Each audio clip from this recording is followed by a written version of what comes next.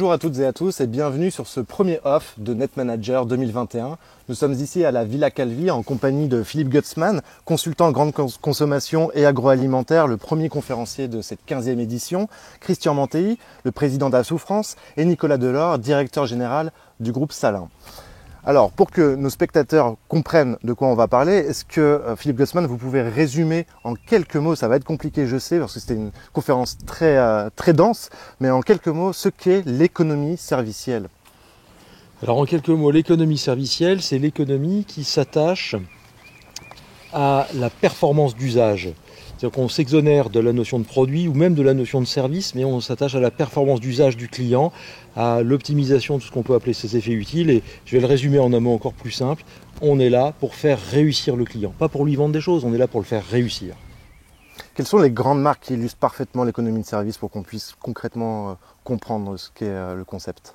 Alors c'est un concept qui est vraiment en train de se développer, donc on ne peut pas encore dire qu'il y ait des marques qui soient absolument incontestables là-dessus, mais on pourrait, notamment dans la net économie, on pourrait citer par exemple Spotify ou Deezer qui améliorent votre performance d'usage de la consommation de musique par rapport à quand vous aviez des disques ou quand vous aviez même des fichiers MP3.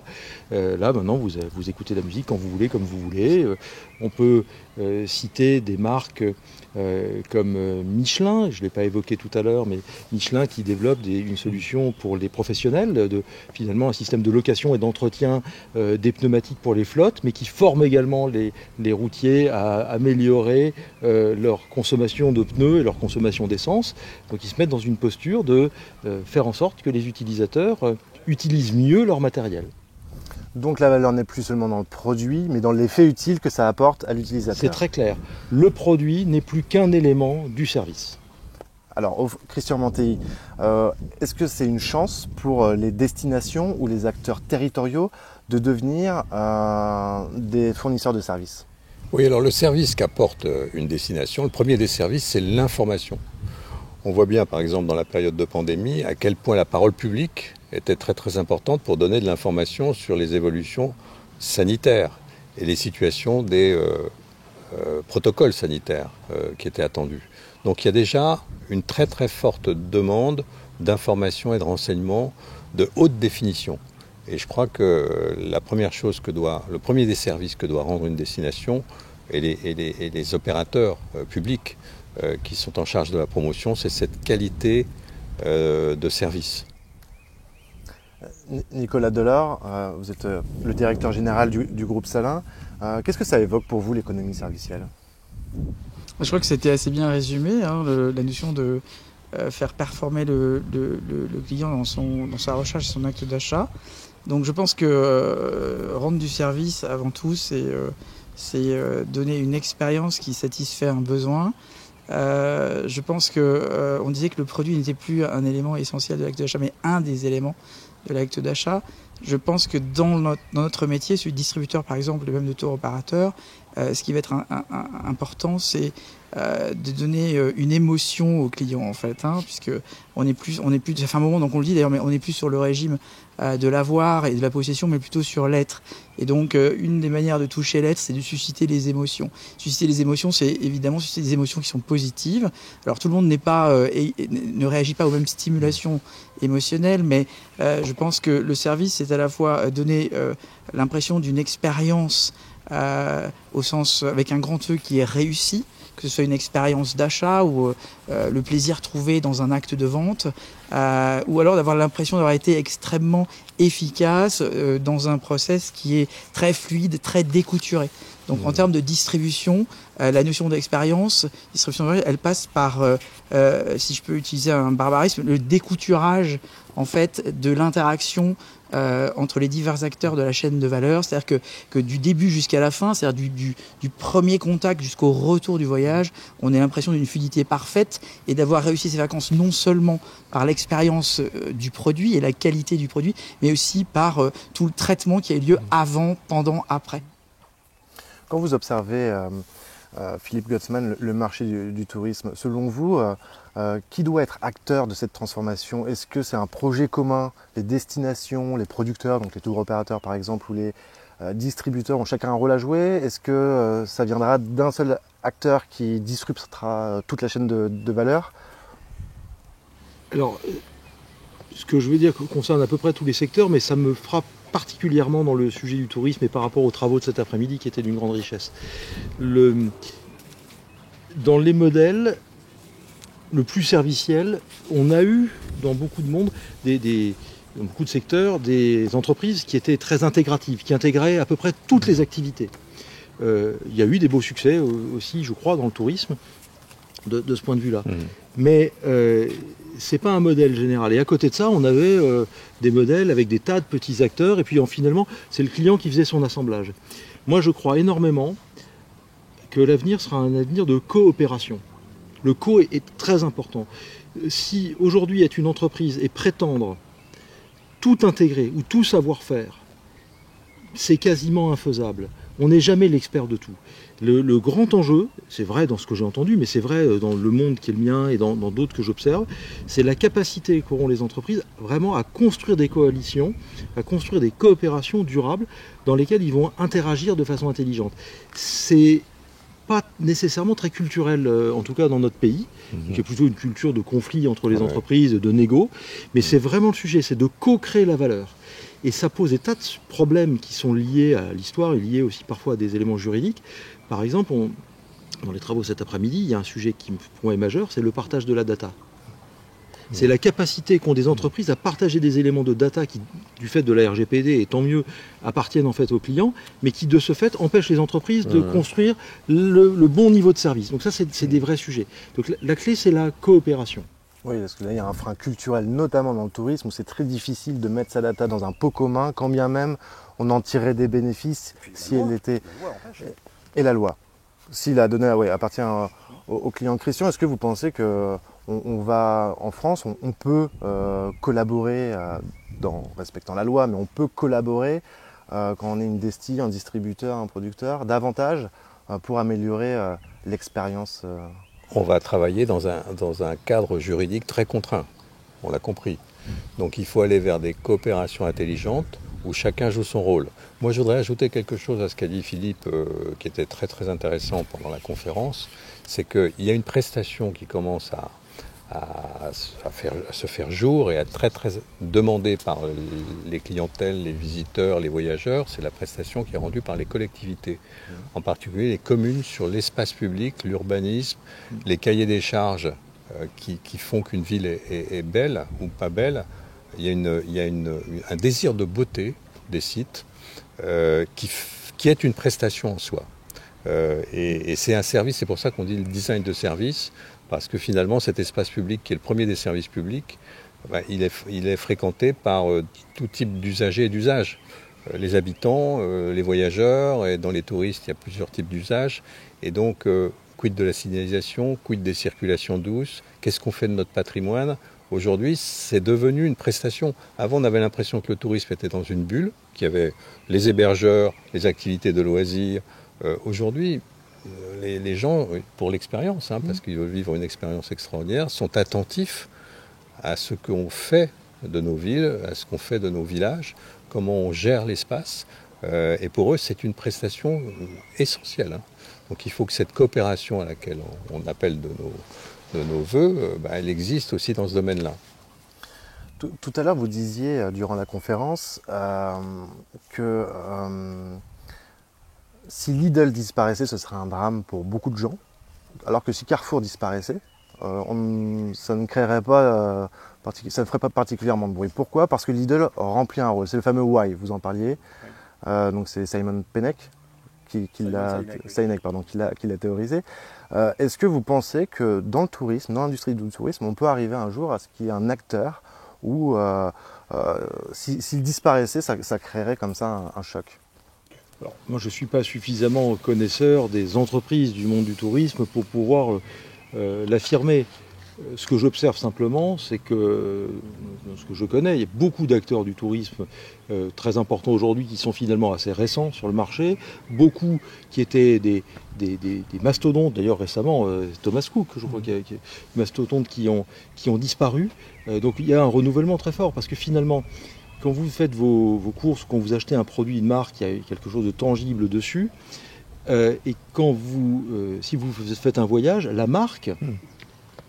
c'est presque la destination. C'est-à-dire que si je vais à Venise ou si je vais à Paris, d'ailleurs, je suis élu de la CCI Paris, j'ai tendance à penser Paris en tant que tel est probablement une des marques les plus belles et les plus fortes au monde, comme Apple ou autre. Et donc c'est ça la marque. Et celle-là, elle ne disparaîtra pas, puisque c'est la géographie. Et l'histoire. Et c'est l'histoire, bien sûr. Maintenant, il faut l'entretenir comme une marque, avec ce que vient de dire Christian notamment.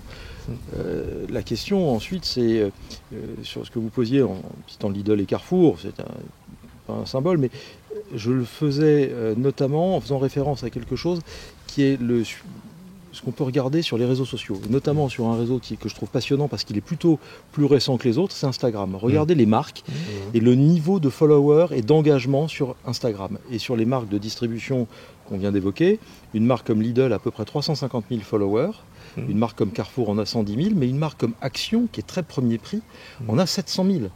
Et donc c'est juste de se dire que le niveau d'engagement qu'il y a derrière est un indicateur très fort de l'utilité de la marque ressentie par le consommateur. Je discutais tout à l'heure avec la dame de Camping Paradis qui nous a présenté son projet. Eh bien, en un an, elle a plus de followers sur Instagram que Carrefour, qui a probablement un compte depuis des années. Et Carrefour, qui a plusieurs milliers de magasins. C'est instructif de l'utilité pour ses clients de cette marque-là. Nicolas, imaginez que, ça y est, nous sommes en plein dans l'ère de l'économie servicielle, que ça devienne la norme. Est-ce que ça vous fragiliserait en tant qu'intermédiaire ou est-ce que ça vous renforcerait? Enfin, quel serait l'effet sur votre position d'intermédiaire entre le producteur et le client?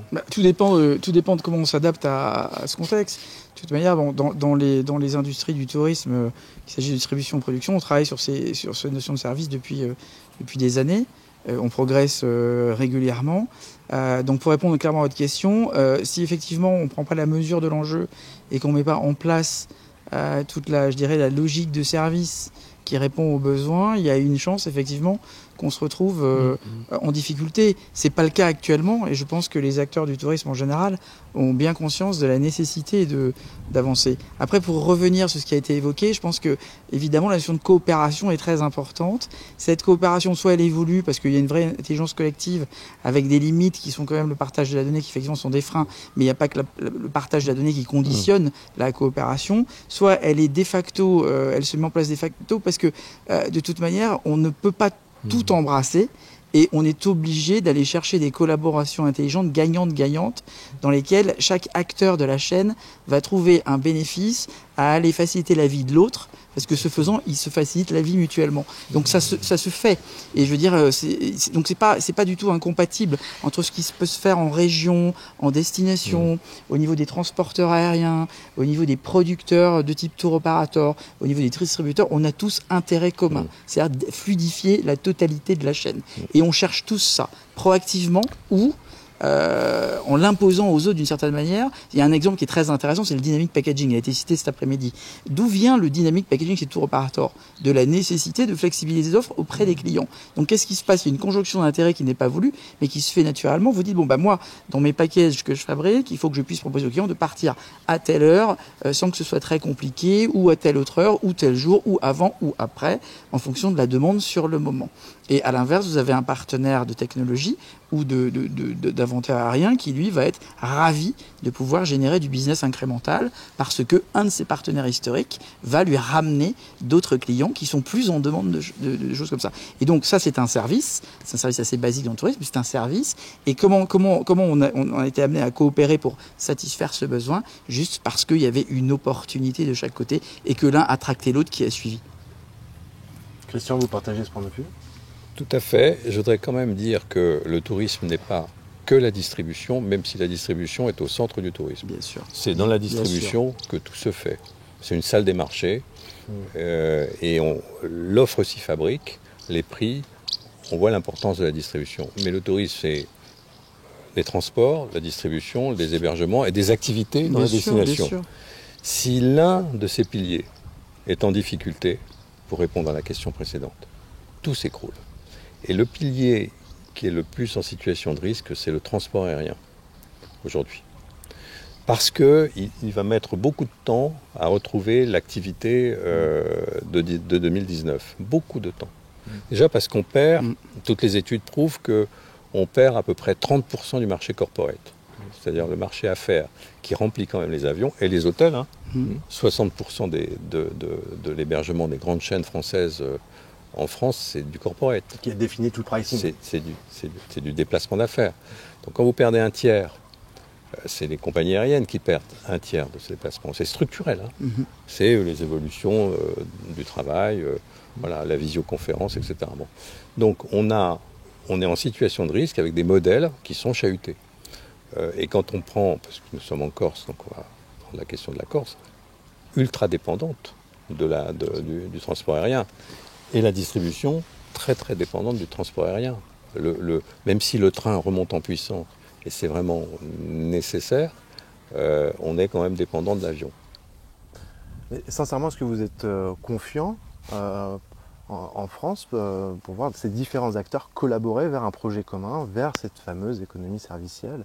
On sait que culturellement, la collaboration n'est pas, ou historiquement, elle n'est pas aisée. Est-ce que vous pensez vraiment que dans les années à venir, ça va s'améliorer? Mais moi, CDG Express, on en est où? Non mais, je pose une question. On a fait des progrès absolument incroyables dans les aéroports, dans les gares. Tout à l'heure, je crois que c'est vous, Philippe, qui avez parlé de la gare du Nord. Oui, vous avez parlé de la gare du Nord. On avait un projet pour concurrencer Londres. Le projet est abandonné. Il a d'abord été très bien porté. On l'a tous souhaité. Il est abandonné pour des questions de politique et de choix politiques locaux, municipaux, pour être clair. Et CDG Express, qui est un besoin absolu de coopération évidente entre tous pour faire une destination à la hauteur des attentes de demain, CDG Express. On parle aussi d'une navette, enfin, d'un shuttle, un train, ainsi. Pourquoi pas? Donc, moi, je pose des questions sur ce qui n'est pas fait. Voilà. Donc, il va falloir encore militer. Et vous, Nicolas, vous êtes confiant sur la capacité de collaborer? Alors, confiant, je ne sais pas si c'est le terme, mais en tout cas pas inquiet. Il y aura toujours des trous dans la raquette. Je pense que l'exemple qui vient d'être cité par Christian est très bon. Mais globalement, vous avez aussi des contre-exemples. Quand vous prenez par exemple la compagnie, on va dire nationale, au sens patriotique du terme, qui par exemple propose aux acteurs du voyage sa nouvelle solution de distribution qui s'appelle NDC, tout ça va dans le sens de l'amélioration du service au client. Et qui en bénéficient d'autres acteurs de la chaîne, donc la distribution et tour opérateur. Parce que du coup, dans la richesse d'offres qui est proposée aux clients, en termes de tarifs, mais aussi de prestations à bord, et donc de la capacité à donner de la valeur ajoutée dans l'acte de vente et dans le voyage qui est proposé, c'est un vrai plus.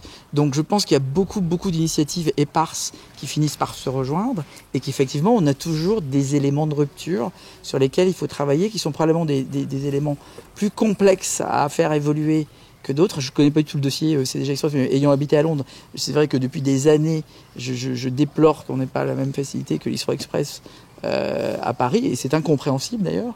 Et ça, d'ailleurs, ça nous vaut de belles critiques. Et ce point, par exemple, est un point qu'il faudra absolument résoudre. Donc ça va mieux, et même beaucoup mieux du côté du privé. Et je pense que ça n'a pas beaucoup avancé du côté du public. Ce qui a avancé, c'est que nos villes ont fait des efforts considérables. On a de très très belles villes en France. Des destinations, je peux les citer, Bordeaux, Marseille, Nantes, Lille, etc. par exemple. On a de très belles villes. Bastia, ici en Corse, ça fait un travail fantastique. Mais il reste à faire sur le service et le lien, le fameux chaînon, qui est le chaînon pas manquant, puisqu'il n'est pas manquant, mais défaillant en tout cas. Maillon faible. Voilà, je cherchais. Et j'ai pris cet exemple de CDG Express, CDG Express, ça fait juste 25 ans qu'on est dessus. Philippe Gutzmann, vous disiez que les acteurs qui étaient dans l'économie servicielle collaboraient. Mais il y a aussi des contre-exemples. Les acteurs comme Uber, Netflix, qui sont Spotify, qui sont des standards aujourd'hui, sont arrivés seuls pour disrupter tout un marché. Du coup, est-ce que si, admettons, on est dans 5 ans, le travel est dans l'économie servicielle, à votre avis, est-ce que ce seront des acteurs historiques qui auront réussi à se transformer en collaborant éventuellement, ou est-ce que le risque est de voir un acteur de la tech disrupter cette chaîne d'expérience? Alors, en fait, l'histoire est toujours un petit peu la même. Les exemples que vous venez de citer, ce sont des entreprises, je l'ai dit tout à l'heure, qui ont à un moment donné trouvé un problème à résoudre et qui se sont mobilisées pour trouver la solution. Et donc, ils l'ont trouvé seuls. Plus largement, on a dans ce mouvement, c'est beaucoup moins puissant, mais tout ce qu'on appelle les DNVB, les Digital Native Vertical Brands, qui inventent des concepts, souvent dans le digital, et qui après se développent. Le sujet qu'on a là, c'est celui d'acteurs en place qui doivent à un moment donné se poser la question soit de trouver leur problème à résoudre, soit de se dire comment on collabore pour justement éviter qu'un acteur de la tech qui viendrait d'ailleurs, qui donc n'a pas du tout les mêmes codes, les mêmes réflexions, investisse un marché. C'est tout le problème. Moi, je viens du métier de la grande distribution et de la grande consommation. Les acteurs qui arrivent, notamment le géant de Seattle, on ne va pas le citer, sur plein de sujets, il arrive sur le marché en n'ayant pas du tout le même logiciel mental que ceux qui sont dans la place. Et ceux qui sont dans la place ne sont pas capables d'avoir cette logique-là, puisque c'est pas leur histoire, c'est pas comme ça qu'ils sont formés. Donc, à un moment donné, il va falloir collaborer. Et pour répondre à la question que vous avez posée tout à l'heure à mes deux voisins, est-ce que ces collaborations sont possibles? Bon, d'abord, je pourrais répondre, je pense qu'elles sont nécessaires. Moi, j'ai envie de dire sur le tourisme, dont je ne suis pas un expert, je pense qu'elles sont possibles, de ce que j'ai pu observer. Pourquoi? Le marché est globalement atomisé. Il y a énormément de strates et il y a énormément d'acteurs. Donc on n'est pas, contrairement à quelques marchés, prenons l'automobile, la chimie, avec des marchés extrêmement concentrés, avec des donneurs d'ordre qui en fait orientent tout le business. Donc il n'y a pas des très gros et des tas de tout petits. Là, il y a des équilibres qui doivent pouvoir se trouver. Premier élément. Et moi, je viens d'un monde, dans le monde de l'agroalimentaire, de la grande consommation, qui est un monde qui est assez atomisé aussi, et qui a une culture historique du conflit, très forte. Et moi, il y a quelque chose qui me frappe. C'est que la réunion à laquelle j'ai assisté cet après-midi, et vous faites ça pendant 3-4 jours, dans le monde qui est le mien, elle est impossible. Et cette session que vous faites, pendant 4 jours où vous réunissez des acteurs de toutes les compétences, et dont je vois, qui discutent entre eux, qui dialoguent, vous avez un terreau d'échange qui permet de faire émerger sans doute des réflexions communes et des projets. Je veux dire, le terreau est là, à vous d'arroser. Moi, je voudrais ajouter une chose sur cette notion d'émergence d'économie servicielle et de capacité des acteurs à l'embrasser ou pas. Je pense que c'est un petit peu plus complexe que ça. En réalité, l'émergence de l'économie servicielle, elle est quelque part imposée par ceux qui vont être disruptifs dans la notion de service. D'accord ? Donc, les acteurs qui veulent survivre et se pérenniser n'ont pas le choix que d'embrayer. Donc, je pense que ce n'est pas une démarche volontaire liée à l'évolution de l'environnement, c'est une démarche contrainte en partie liée à l'évolution de certains acteurs qui, si vous ne bougez pas, vous laisseront pas le choix. Alors, là, il y a une deuxième notion qui est à prendre en compte et qui est assez importante, c'est qu'il ne faut pas se cacher à son petit doigt. En France, nous, Français, nous avons une culture du service qui est extrêmement limitée par opposition aux cultures anglo-saxonnes. Et que font les anglo-saxons? Ils sont disruptifs. Pourquoi? Parce qu'ils ont un sens inné du service, ça se voit partout en Angleterre, au Royaume-Uni, et ils travaillent avec ça dans leur mindset. C'est toujours être en disruption pour apporter plus de services et évidemment obtenir en échange la contrepartie de ça, c'est-à-dire la capacité et la volonté de celui qui décide d'en bénéficier de payer pour. En France, on n'est pas du tout, ça évolue positivement, on n'est pas du tout dans le même type de démarche, je dirais, culturelle, intellectuelle. Donc qu'est-ce qui se passe? Vous voyez que tous les acteurs du tourisme qui, en France y compris, ont réussi à amener des suppléments en termes de services, sont, pour la plupart, pas tous, mais en grande partie, des acteurs issus du monde anglo-saxon. Et cela entraîne les autres. Donc, du coup, si on bouge, il n'y a pas de raison qu'on n'y arrive pas. Mais si on ne bouge pas, on va au-devant de très graves difficultés. Je reviens juste un instant sur l'effet utile dont vous avez parlé tout à l'heure durant la conférence, parce que c'est là où réside la valeur, et vous avez cité Sixt Plus. Donc on a un loueur de voiture qui propose un abonnement et qui permet à l'abonné de changer de véhicule d'un mois à l'autre en fonction de ses besoins. Et vous donniez l'exemple, voilà, on a une petite citadine, on part en voyage, on part en vacances avec un monospace et puis de retour on récupère la citadine. On a vu ces dernières années des compagnies aériennes proposer de l'abonnement, on a vu des hôteliers proposer de l'abonnement, sauf erreur de ma part, ça n'a jamais vraiment fonctionné, mais est-ce que vous pensez qu'on va se diriger dans le tourisme vers ce type de modèle économique? Est-ce que c'est probable?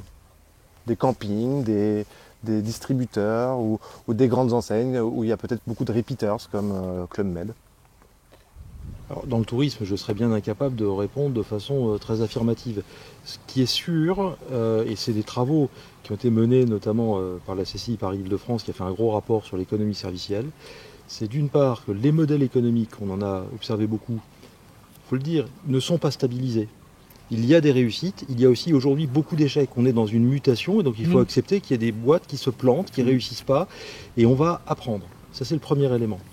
Le deuxième élément, c'est que quand même, sur la logique de l'abonnement, c'est un mouvement qui aujourd'hui est pris et qui est quand même extrêmement puissant. Il y a des logiques d'abonnement partout, il y a des grandes marques de retail, d'industrie qui se mettent à des logiques d'abonnement, ils ne réussissent pas toujours. Mais il y a 10 ans, ils ne se seraient même pas posé la question. C'était inconcevable. Je me souviens, moi, il y a 10 ans, je travaille sur ces sujets depuis à peu près cette période-là, je discutais par exemple dans ma famille sur ces logiques de fin de la propriété et autres. On me regardait en me disant mais n'importe quoi, la propriété est un élément naturel, l'homme est fait comme ça. Mes enfants ne comprennent pas cette logique-là. C'est-à-dire qu'on est dans une mutation accélérée. Et pour rebondir sur ce qui a été dit avant, sur le fait qu'en France, historiquement, c'est vrai qu'on n'a pas une culture du service et qu'on n'a pas la culture de payer le service, il n'empêche qu'en quelques années, on n'est pas au niveau anglo-saxon, mais le mouvement est extrêmement rapide. Positivement. Regardez le comportement des jeunes, simplement être capable de se faire payer, de payer le service de la livraison d'une bouteille un soir ou d'un repas, comme on l'a vu là pendant le Covid, c'est quelque chose qui maintenant est culturellement admis, ça ne l'était pas il y a 10 ans. Mais c'est le corollaire de l'attachement à la marque aussi. Oui. Écoutez messieurs, je suis désolé, on va arriver à la fin de ce premier off. Christian Mantelli, on est en quelque sorte chez vous. Je vous propose d'avoir le mot de conclusion pour ce premier off de Net Manager. Qu'est-ce que vous souhaiteriez dire aux acteurs du tourisme suite aux conférences que vous avez entendues aujourd'hui? Est-ce que vous avez un message à leur faire passer? J'ai trouvé que le niveau des conférences est évidemment très bon. Il y a beaucoup de pertinence. Les échanges que nous venons d'avoir le prouvent. On travaille dans des conditions qui sont optimales. Je crois que derrière tout ce qu'on raconte, il y a tout simplement le lien humain, la relation humaine, la qualité de la relation qui s'établit. Et la Corse a ces qualités-là. Je pense qu'on se sent ici accueilli, en famille. On a envie de tisser des liens. Les conversations sont simples. Il faut rester dans la simplicité. Alors, moi, quelquefois, il m'arrive de côtoyer des univers un peu technocratiques. Donc il faut qu'on soit technique sans être technocratique. Il faut savoir se faire comprendre, comme on le fait avec nos clients. Merci beaucoup Christian Mantelli, Philippe Gutzmann et Nicolas Delors.